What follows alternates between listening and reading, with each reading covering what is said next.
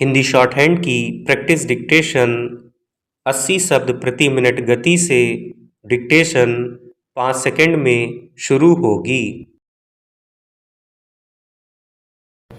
Start. उपसभाध्यक्ष महोदय, यह एक ऐसा विषय है जिसको लेकर प्रत्येक राजनीतिक दल जब चुनाव का समय आता है तो अपने अपने चुनाव घोषणा पत्र में यह वायदा करते हैं कि अगर हमको सेवा करने का अवसर मिलेगा तो हम इस देश से गरीबी दूर कर देंगे, हर हाथ को काम देंगे।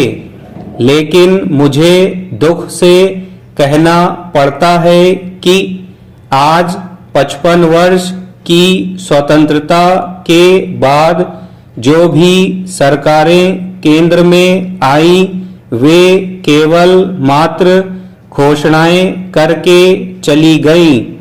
ऐसी स्थिति में केवल मात्र इस सदन में विधेयक लाने से या यहाँ लंबे चौड़े भाषण देने से इस समस्या का समाधान नहीं हो सकता। इस समस्या के समाधान के लिए कोई ठोस कार्यक्रम बनाने की आवश्यकता है और जब तक कोई ठोस कार्यक्रम नहीं बन जाता कभी भी इस समस्या का समाधान नहीं हो सकता। आज सबसे बड़ी चिंता का विषय बढ़ी हुई जनसंख्या है।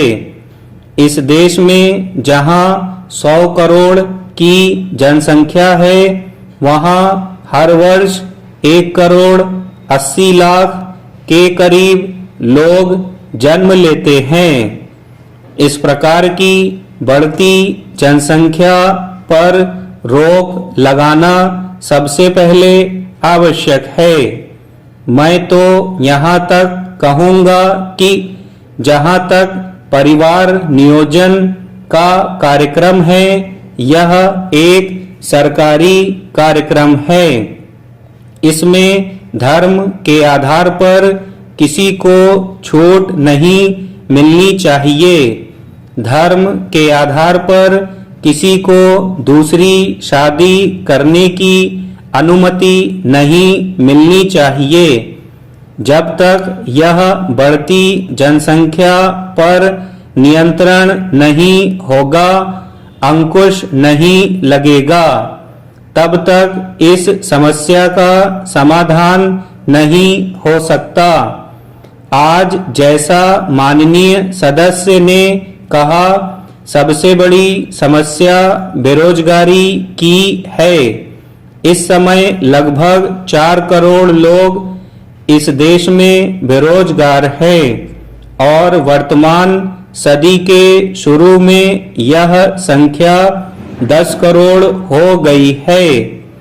यह ठीक है कि हर व्यक्ति को आज सरकारी नौकरी उपलब्ध करवाना कठिन ही नहीं असंभव है। मैं अपने प्रांत का उदाहरण देना चाहूँगा कि कुल जनसंख्या हिमाचल प्रदेश की 54 लाख है। आज उस जैसे प्रदेश में सरकारी कर्मचारियों की संख्या 1,60,000 है। अगर हर व्यक्ति सरकारी नौकरी ढूंढने जाएगा तो कोई भी सरकार हर व्यक्ति को सरकारी नौकरी नहीं दे पाएगी।